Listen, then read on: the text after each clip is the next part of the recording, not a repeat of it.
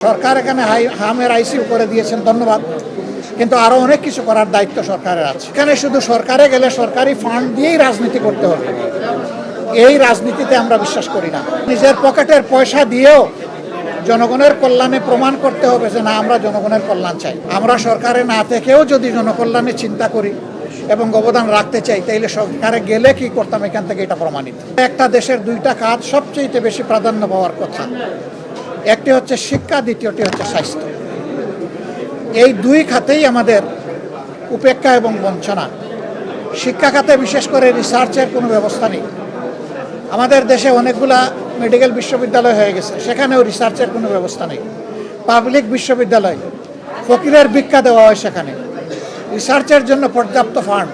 বিশ্ববিদ্যালয় মানেই হচ্ছে এটা রিসার্চ বেজ একটা প্রতিষ্ঠান, কিন্তু সেটাই নাই। তো আমরা এই সবগুলা দেখলাম। আমরা হামের ওয়ার্ড এবং আইসিইউ ছাড়াও আরও কিছু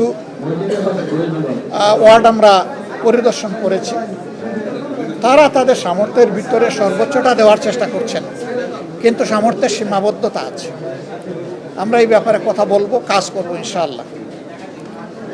আপনারা জানেন যে বাংলাদেশ জামাত ইসলামী সামাজিক কল্যাণে সবসময় চিন্তা করে এবং কিছু কন্ট্রিবিউশন রাখার চেষ্টা করে। এই হাসপাতালে সেই সুযোগ আছে।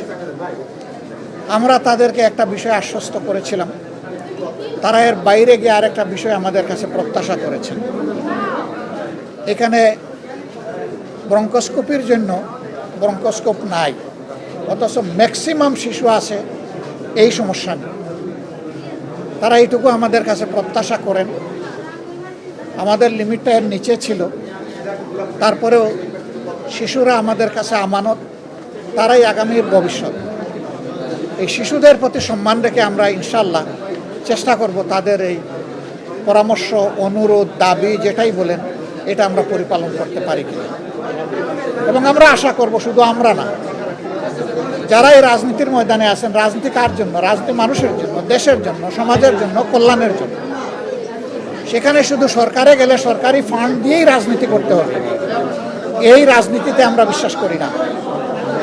বরঞ্চ নিজের পকেটের পয়সা দিয়েও জনগণের কল্যাণে প্রমাণ করতে হবে যে না, আমরা জনগণের কল্যাণ চাই। আমরা এই কাজ আমাদের সামর্থ্যের ভিতরে করার চেষ্টা করি, এখানেও আমরা শরীক থাকতে চাই।